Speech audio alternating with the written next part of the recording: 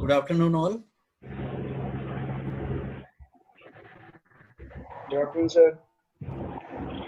Welcome in another session organized by the Academic Staff College today. Sir, good afternoon. Good afternoon. All are requested to put your mic on silent mode. Kindly mute your mic.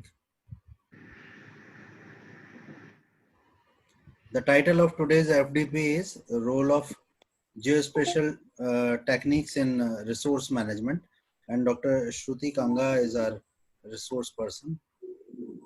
Dr. Shruti Kanga presently working as an associate professor and coordinator of Center of Climate Change and Water Research. She has vast experience of teaching and research, as prior to Gyan Vihar, she worked as faculty in various eminent institutions and University of India. Dr. Kanga was associated with Ministry of Environment, Forest and Climate Change, Government of India, through a funded project on forest fires. Dr. Kanga has authored many research articles in various national and international journals. Her area of research is forest fire risk modeling and management, tourism, property tax, and resource management. Now, I would like to invite Dr. Shruti Kanga to deliver her talk. Respected faculties, kindly mute your mics.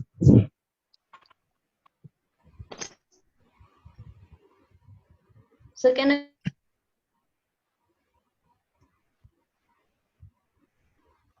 I start? Yes, ma'am. Please. Okay. Good afternoon, all of you. Myself, Dr. Shruti. I belong to Center for Climate Change and Water Research. First of all, welcome all the deans, principals, all my faculty members on FDP, on geospatial, and today's topic is geospatial technologies for natural resource management. Now, in today's FDP, I'm going to discuss what are these geospatial technologies, how these technologies are helpful in different natural resource management, planning, mapping, all these kind of things, and what are the various methods or various subjects what can deal with these geospatial technologies.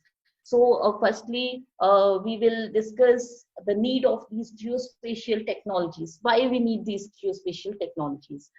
Now, all of us, we know that we have natural resources available in our, Earth surface. So first of all, we have to have an idea, or we need to identify these resources where they are located.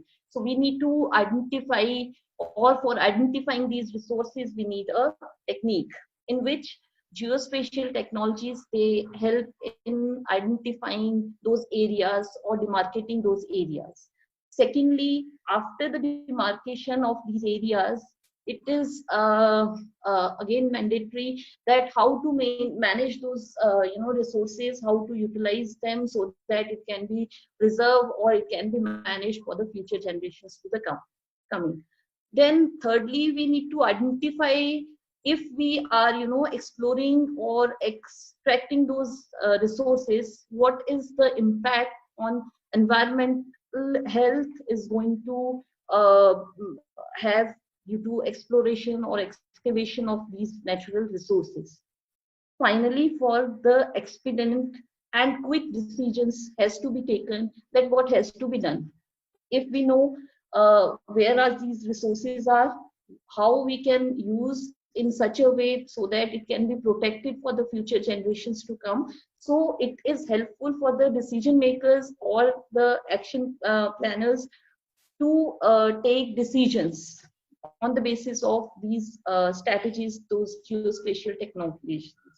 Then finally, we can have a planning and management of these resources in a sustainable way.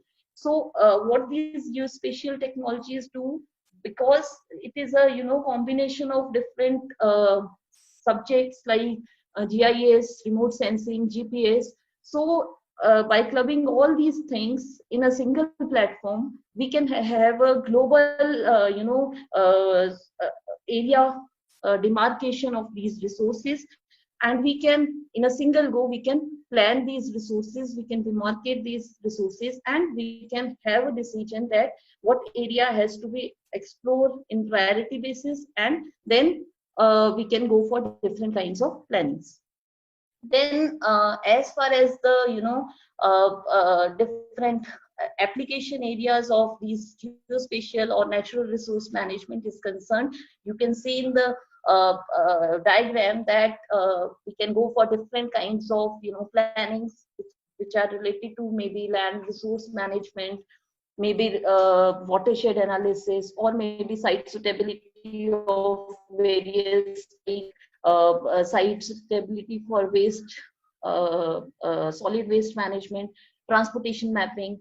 You can see in Uber or in the Ola app, we are doing this, using this mapping strategies, using this GPS for getting the locations of dropping and picking up points. So these technologies, they are helping us in these many fields. Or we can say that no field is untouched without having the help of these kind of technologies. We can go for different kinds of topographical analysis, we can go for different kind of population or demographic analysis through these kind of techniques. Then in crust, we can go for what is the use of these technologies. If we are discussing about the geospatial technologies, this is an essential component without which natural resource management or any kind of management is impossible.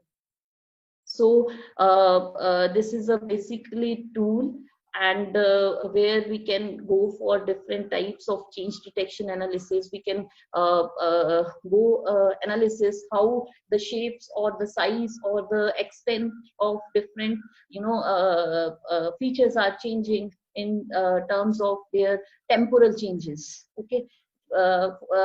Then you can see in this figure, the image which I have given here as a figure 2, we can see many features in a single go. We can see ocean, we can see forest, we can see agriculture, glacier lakes, volcano, rivers, and then we can have the reservoirs, we can have the other areas. So in a single scene, we can have every features, and we can go for different kinds of, as far as like in this image, we can easily, this is a forested area, we can have an idea that roughly maybe 25 or 30% area is covered with the forest. Now we can also assess the different types of forest with different kinds of methods of identification of features and interpretation of features. Now, as far as these geospatial technologies are referred, they are used for the measurement of these, different features, how much size they are covering on the Earth's surface as at the global level, or maybe you can go for a state level demarcation of these features. Then we can go for different kinds of analysis and the visualization of the features and the phenomena on the Earth's surface.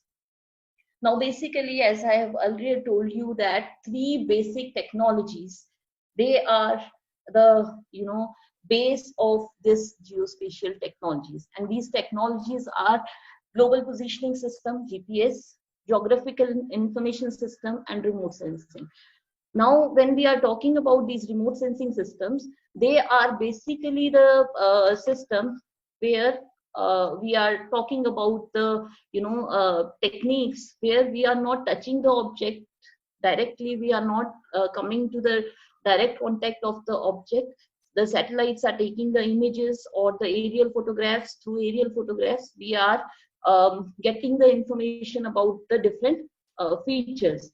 So that is the application of the remote sensing part of this. We can get the access of the images of different sensors which are having different kinds of resolution, we can go for an analysis which is on the basis of global extent, or we can go for a analysis which is based on a specific city or a specific district, or you can say state. So whatever the need is, we can go for the analysis without going into the field, without touching any phenomena. We have the images, we can have an idea about the features and their characteristics. Now, when we are talking about the second component, that is GIS. GIS, basically it is a function where we are dealing with the various features and their spatial and non-spatial properties, integration of these spatial and non-spatial properties, storing of various kinds of data sets, then displaying of those spatial non-spatial data sets, finally integrating them into a platform where we can integrate these spatial and non-spatial data sets in a single platform. So in every resources, we have the application of these geospatial. For example, if we are talking about this or mineral, and we are planning for a mapping of those things. For example, I'm taking an example of land information system for a Jaipur city. So for Jaipur city, I need to contact various departments, various features has to be incorporated in that particular area which I'm going to make a land information system. So I need a data from PWD department, I need a data from maybe irrigation department, I need a data from groundwater department. So everybody is having different data storage formats. So GIS provides us a platform where we can convert those data sets and link those data sets in a single platform, and we can go for different kinds of analysis. Now the third application is GPS.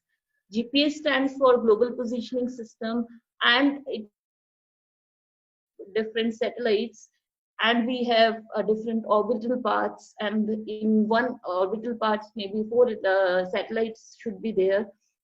And basically what this GPS does, this transmits the signals to the GPS receiver and allow them to determine the location, direction, and the speed of various things. So this GPS is being used for different surveying, mapping, or the mapping which we are talking about, the land information system. For that we need to go for a high level of mapping, which is also known as cadastral level surveys. So for authentication of our data set, or for the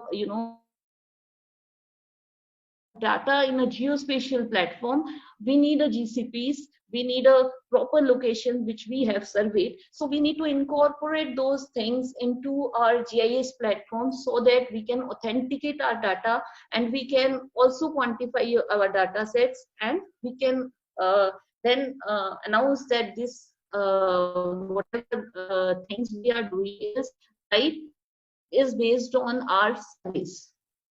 So this is the third pillar of our geospatial techniques. Now, what are the various functions of these geospatial techniques?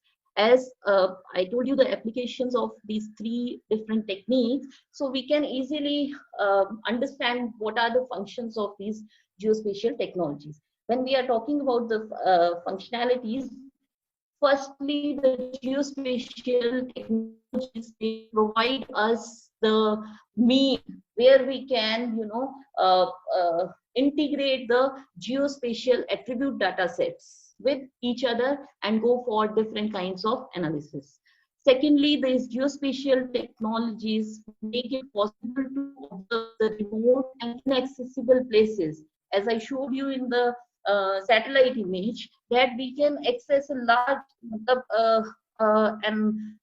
area which is global in scale, and in a single sheet, or in a have an access to the inaccessible areas, and we can go for example, we can take an example of a disaster prone area. We can take an example of the glacial areas which are actually inaccessible to go, and we want to go for a studies of disaster management, like, or maybe the glacial studies, whether they are increasing or what kind of changes are taking place in a large forested area. So we can take these remote sensing satellite images. We can go for different kinds of analysis in the areas where we cannot actually go, or which are inaccessible area. And after the analysis part, we can have the GPS surveys done for the quantification of our data set, whether the risk areas what we are getting are actually in the field or not. So these kind of functionalities are there.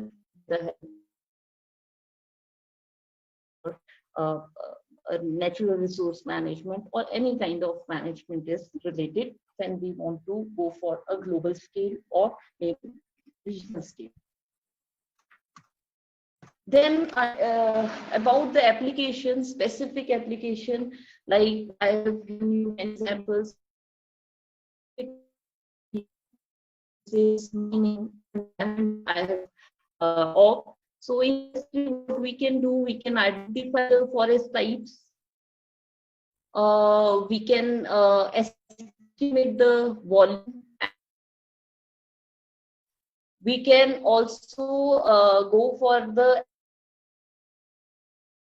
has to be managed in proper way, where the forest degradation is more, and how to manage those kind of degradations. Then in water resource, the major application is the determination of water boundaries, the surface areas, mapping of various flood plains and flood mapping, etc. Then the mining, identifying the formations of rocks, estimating the various mining reserves and how to explore that, how to manage them. These kind of things can be done. Then in environment, we have the monitoring and degradation of various kinds of pollution, whether it is related to water pollution, air pollution, burning of forests, or impact of various kinds of natural disasters in the environment. So these are the major applications where we can for the and the plan purposes for the future generations to come. Now, this is the brief about the techniques, how these can be used. Now, I will be, giving you some examples of these examples, phenomena or these applications through remote sensing, GIS, and GPS, how we can perform these exercises. Now, here in this, screen, you can see two different images. Geospatial technology of two different time periods, where we are trying to show a pre and post flood inundated satellite image based calculation, which you can see visually. Now in this image, which is July 1st, 2016, this is an area of Indo-Gangetic Plain in Bihar state. Okay. So this is the image of July 1, and this is showing the path or the river, river. And in the another image, this is the image of July 16 after the flood. This is before flood and this is after flood. Now you can visually see the impact of flood. Now the areas in green, these are the vegetation or agriculture areas in the field. So these all are covered or inundated by the water. So these all are submerged into the water. This you can visually see. Now GIS, we can go for a change analysis that all areas of different land use features or land cover features. How much is the forest area inundated through water? How much agriculture area? How much settlement has on loss due to these kind of activities? Of things we can go for the analysis, which is actually impossible if we are planning for any kind of annual or any kind of field field based things. So because we have a synoptic view of that particular what and the further management can be managed for futures, and what strategies has to be given in the for the people who has on the side. So these kind of things we can do with the help of different ways.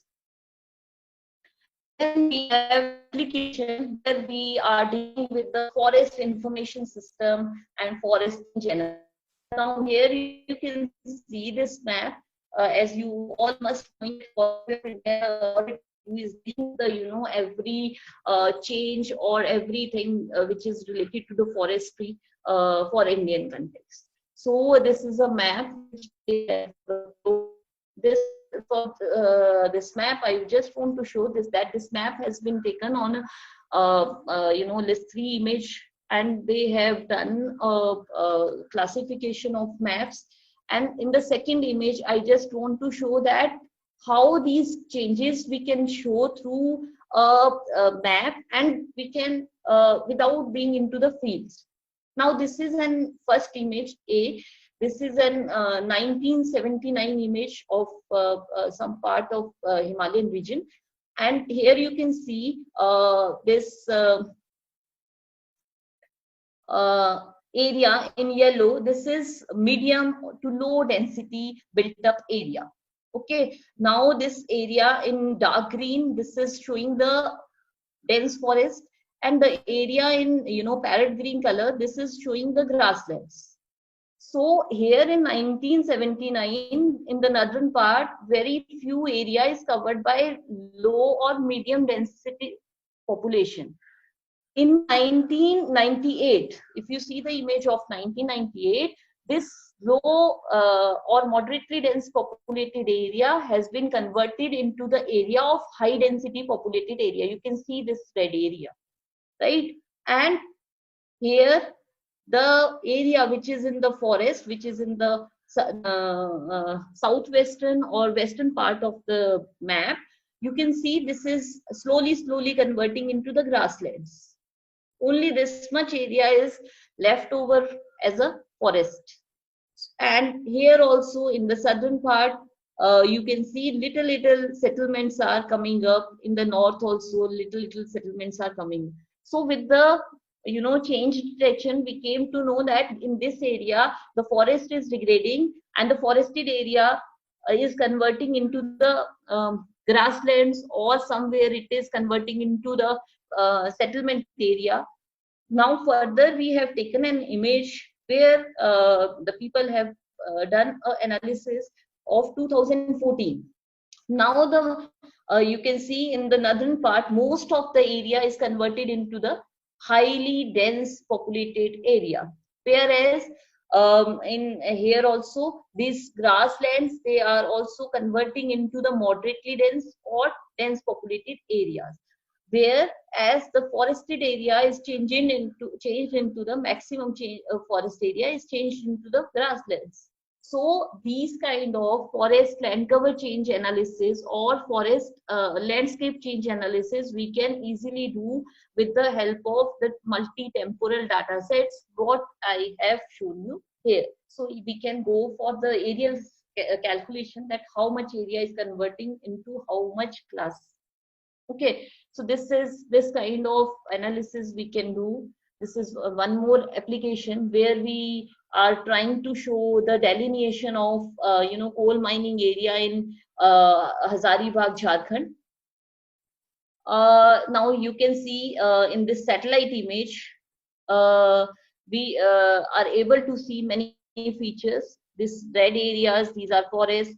Now this is a reservoir. This is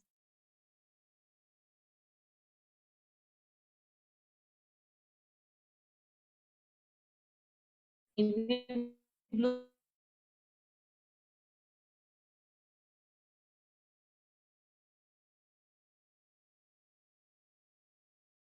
spots, leftovers, and the areas are filled up with rainwater or water, and the people who are staying inside or in and around these mining areas, they are using this water for their day-to-day life, or maybe for their agriculture, small agriculture, and then because this area is impacted with the mining excavations.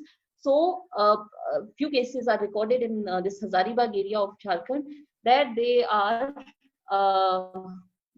being getting various diseases due to these contaminated water. Okay, so we can go for an analysis that water areas are there and how many people they are using these kind of resources, and how to go for different analysis so that this water can be purified, and if they are using it, it can be treated. So these kind of analysis we can also go. Now we can also demarcate the mining areas, and we can also see what are the areas which are already in use, which are unexplored, which can be explored, and what is the priority of their exploration, that also can be decided. Now after mining, if there is any loss of forest, how it can be managed, these kind of things can be planned based on the different analysis, which for which we need to have this kind of land use land cover map in that particular area. Here you can see we have urban population, we have rural population, industrial settlements, croplands, fallow lands. So these are different land use classes which we have created as per the need and for the management purpose in the mining areas. Now we have an application which is known as topographical map of dam. Now what is this dam is? Dam is digital elevation model in which a satellite data in which we have the which is basically based on the topographical properties, and it has the elevation property in this. So with the help of different GIS software, we can have their slope, aspect, hill shading or contouring can be extracted from this dam data sets. Now this the question is, what is the use of this dam or this outputs of dam like slope, aspect, contours? What is the use? Why we need this? So in any kind of if we are going to construct a dam, if we are going to plan a road, we need a contour of that area. Now each one of you must be knowing that contours are those imaginary lines which are joining the places of equal heights. So if we know the height, if along with the slope in that area, so it is easy to plan for a maybe a road or maybe some other activities, or maybe construction, various construction activities. Also we need a contouring of that particular area, so we can go for that kind of analysis. Aspect, what is the use? As you must be knowing that aspect is a sun facing direction of the any area. So if the area is sun facing, that means that area is having less humidity, more temperatures. So if suppose we are going for any kind of maybe disaster related to forest fire or maybe some floods. So if we are talking about forest fire, so as you know that for any kind of forest fire, we need a phenomena that what are the temperature factor in that area, what is the slope, what is the aspect. Aspect is very important in case of forest fire, as the area which is facing the sun, it's more dry, more humidity free, so it is easy for ignition if it is south facing or southwest facing.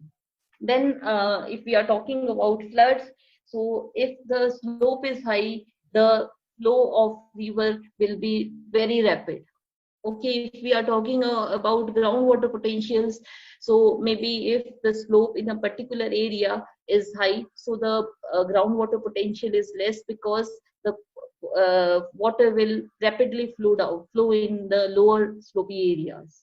So these kind of analysis we can go through these topographical these them data sets. So different kinds of them topographical analysis can be done using this DAM images. Now, the another application is glacial area change analysis over decades. So, what I want to just convey that this is a satellite image which is in the right side of mine. This is showing various features here. Now, in these blue lines, these are the drainage network or the river channels, and along with the perennial rivers in the area. And this area in red, this is showing the forest cover of different densities, or in the top here, this is how the glaciers look like in the satellite image. And then we can, what kind of analysis we can go, as you all are aware that we have a problem of retreating the glaciers. So we can have an idea that what is the amount of the retreating every decade of that particular glacier, because it will not take a single day or year that we can analyze. We have to have a decadal change of that. This is very small amount that the glaciers are retreating, so we can go for different time series analysis. Now here in this figure you can see from 1780 to 2001 they have got the decadal changes. Now you must be having question that this is a very new phenomena which I'm talking about, the satellite image. So that's why in my previous slides I told you that we can integrate various data sets into a single platform through these geospatial technologies. So we are taking the topographical sheets which are available by US Army, has made it in 1935. From 1935 we have incorporated, we have taken these, we can take these images, and then from 1965 India has started their own topographical sheets, and in 1985 to 1990 we have started with our own satellite data sets. So we incorporate all the data sets or whatever historical, because not like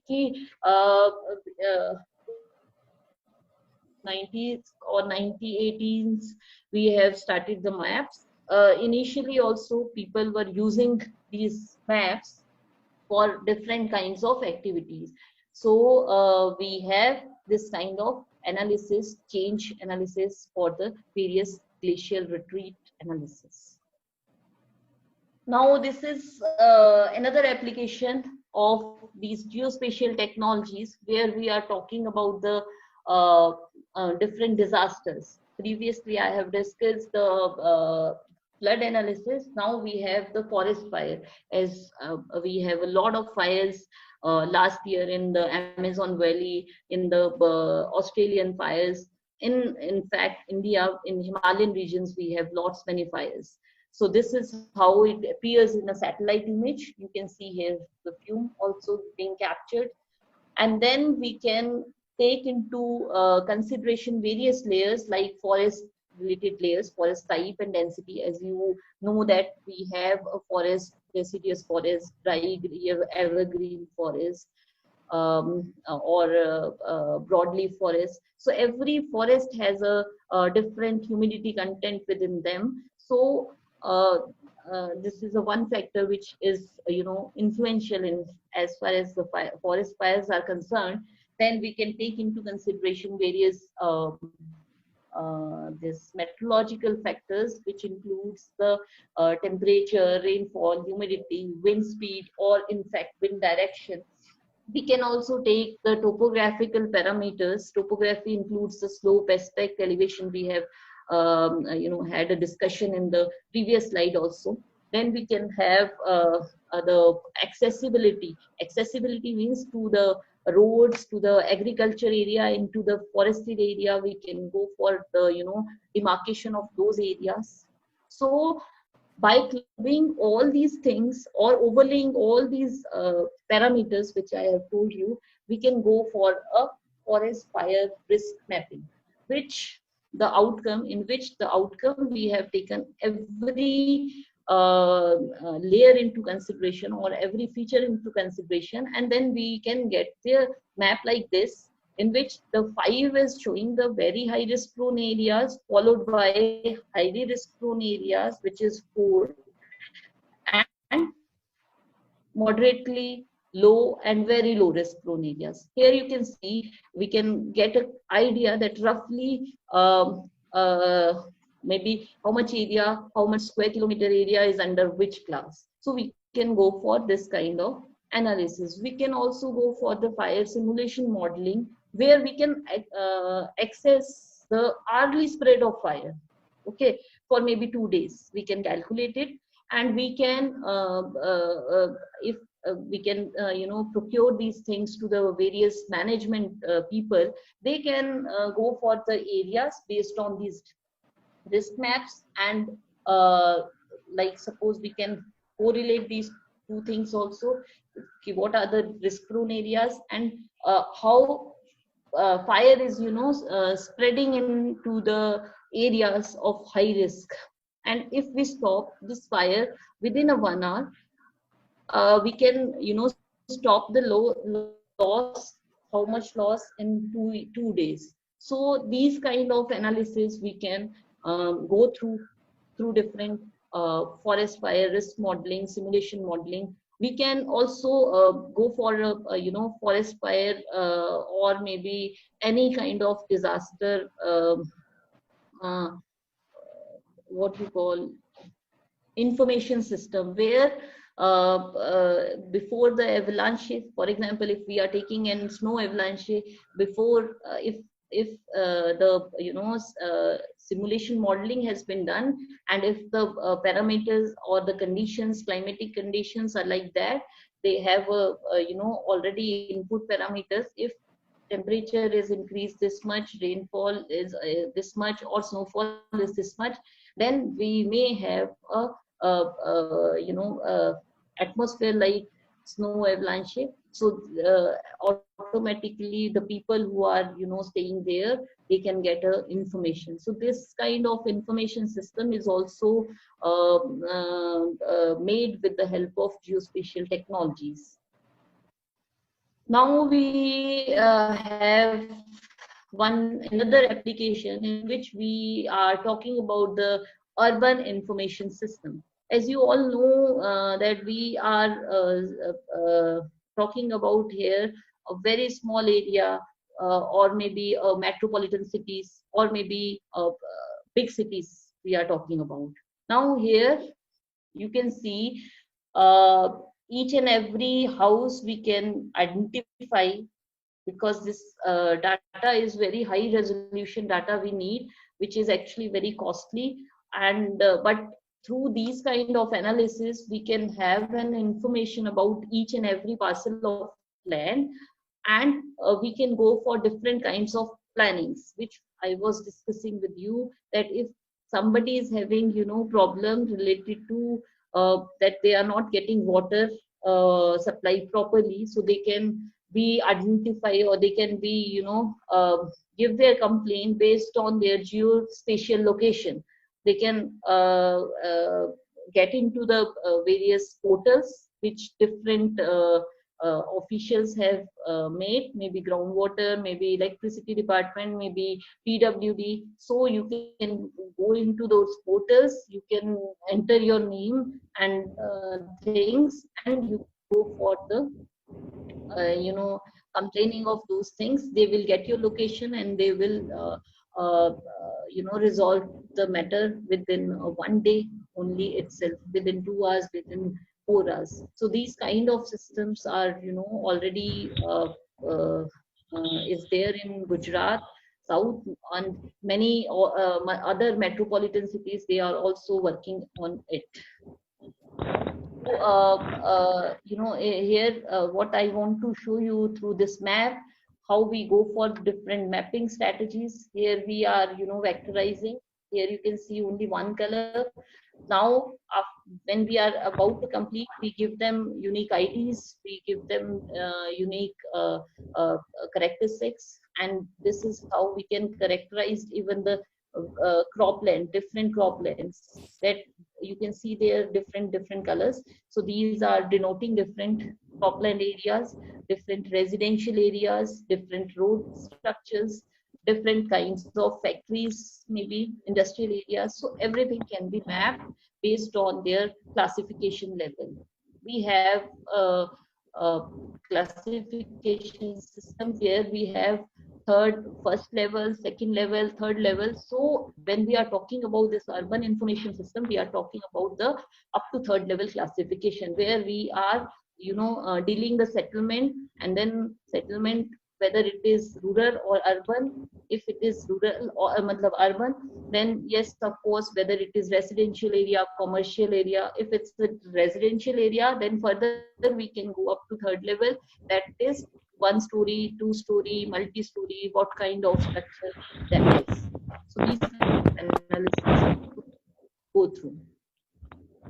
Now, after the urban information system, we have the land information system. The land information system using cadastral map and the high resolution satellite images. So I think everyone is aware of cadastral mapping. Now, cadastral maps are those maps which are not to the scale, but they are being used for the indication of the land parcels which are available with the maybe patwaris or maybe the SDM office of a particular area. So what is happening, because the problem occurs, the maintaining of these kind of cadastral mapping, because they are not to the scale, they are on the papers, they are not in a digital form.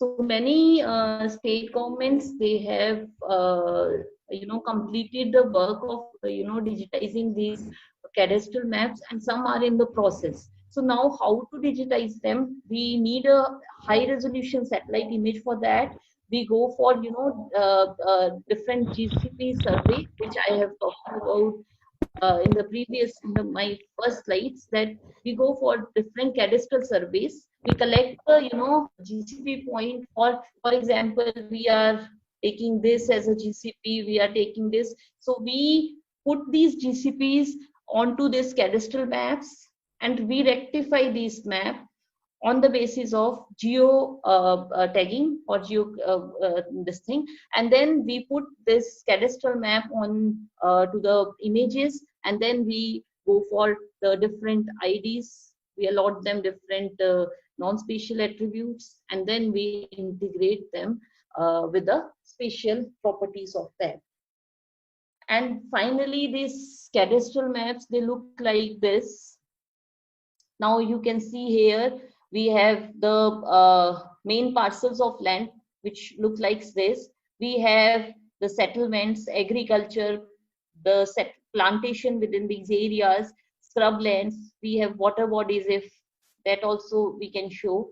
Okay, then we can show each and every road. We can even show the cart tracks, mud roads, urban roads, other roads if it is having.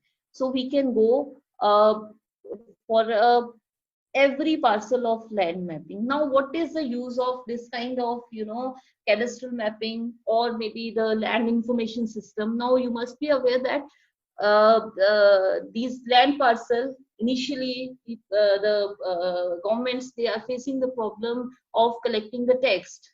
What is the area which is under residential area, what is under commercial area? So if we have updated system as per the recent conditions, these cadastral maps updated as per the recent conditions. So if there is, suppose, this land parcel we are talking about, okay, so if initial 5 years back, maybe only one person is holding this parcel of land, After 50 years today, 3 or 4 partitions have been done of this land. So if the government is not having this, information, so only one person is paying the tax, whereas this parcel has, separated into 4 things. So 4% should have given this tax. Or maybe there is a change, landscape change, maybe residential area converted into some commercial area, so the tax is different for commercial areas, so that also has to be updated as per the information system. So these kind of things are very important for various kinds of planning, various kinds of tax collection related things, or various kinds of upgradation of these areas. Or for example, somewhere road has to be constructed, somewhere the school has to be constructed. So these kind of analysis we can do with the help of these kind of cadastral mapping, or maybe these kind of high resolution mappings, or urban information system if we have. So where in the urban area actually you need a planning properly, or what areas further if the city needs expansion, so where is the potential zone where the city can be expanded. These kind of analysis we can go for with the analysis of these cadastral or land information related activities. Now one more area which I just want to touch it, that is the corridor mapping, or the wildlife habitat suitability, or the human and wildlife conflict. As you all are aware that after this lockdown, you must have watched the cases where the wildlife, they are encroaching into the areas where onto the roads. So actually that was the areas which were expanded as a settlement, okay, into the forested areas, okay, which were maybe earlier the habitat of these wildlife, okay. So for managing those kind of things, we can have different layers, we can have different weightage analysis, we can have different kind of overlay analysis. So with this we can go for wildlife habitat suitability mapping. We can resolve the conflict of those habitat and human being. So these are the application areas of these geospatial technologies into these resource management things. With this, I would like to complete my talk on the geospatial applications on various natural resource management. I hope I have cleared your doubts about this. Now, if anybody is having any query, they can ask me. Thank you so much. Thank you, Bright sir. Thank you, ma'am. Now we have 10 minutes more for query session. If anyone having related queries, please ask. And you can write your queries or questions in the right chat box also. Shruti madam, Lamba from this side. How is Anji, sir. your data analysis help in COVID-19? Sir, this study has been done by the center with the help of our chief mentor, sir, and which is taking a complete section on the road. So I would not like to comment right now because that is being largely covered by Dr. Suraj on 6th. Hello? Hello? Hello? Hello? Is there any question? पूजा मेरे पीछे आवाज आ रही है, मैंने unmute किया था इसे. Hello? Yes, ma'am. Ma'am, you're audible. Hello. Yes. Anybody is having any question?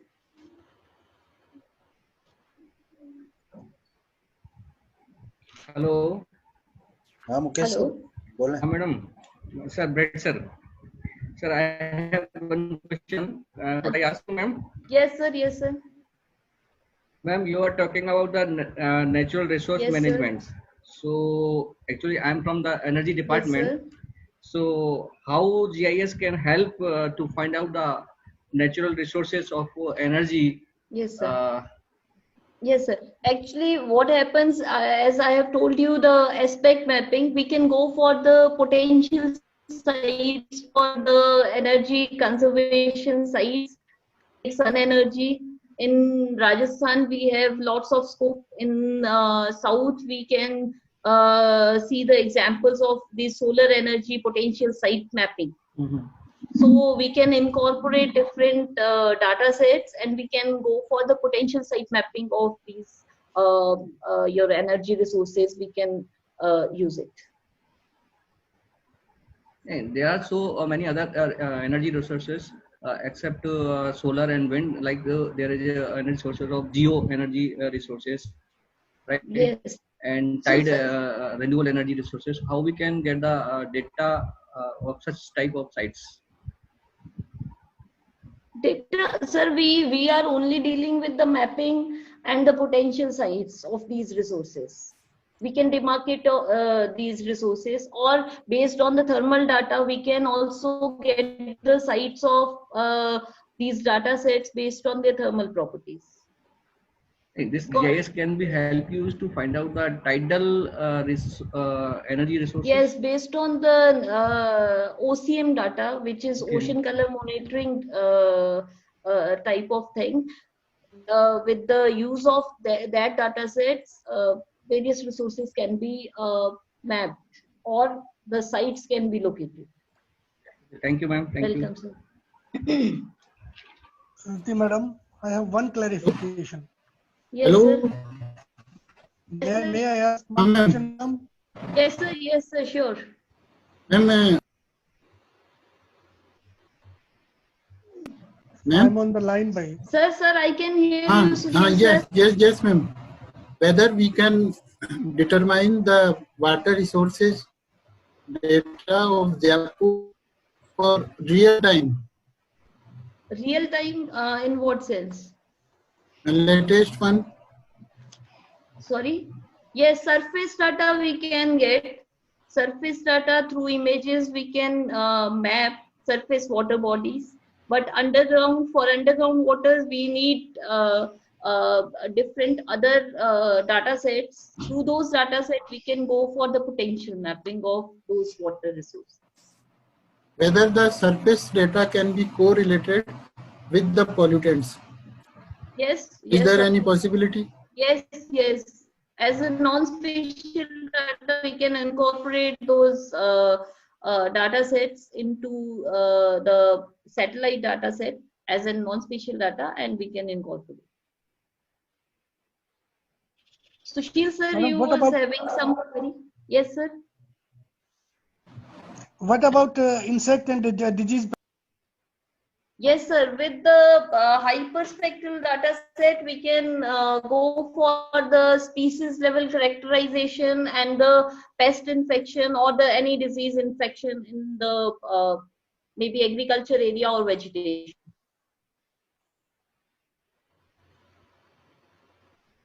Hello? Hello? Right, sir? मेरी आवाज आ रही है क्या? Okay, if there is no further queries, I think we can wind up the session. Yes, Pranay. Okay. Say thanks to madam. Okay. Sir, हाँ ma'am. yes, sir. Okay. Yes. Sir, have I clarified, Sushil, sir? Sushil sir, कुछ कहना Right. चाहते हैं? Exactly. Okay, sir. Thank you. Okay, ma'am. Thank you. A great session it was, with full of information about the natural resource management and monitoring through analytical study of GSI data. On the behalf of Academic Staff College, we are thankful to Dr. Kanga for such an informative session. We are thankful to all participants also. Thank you all. Now I am officially closing the meeting. Thank you, sir. Thank you.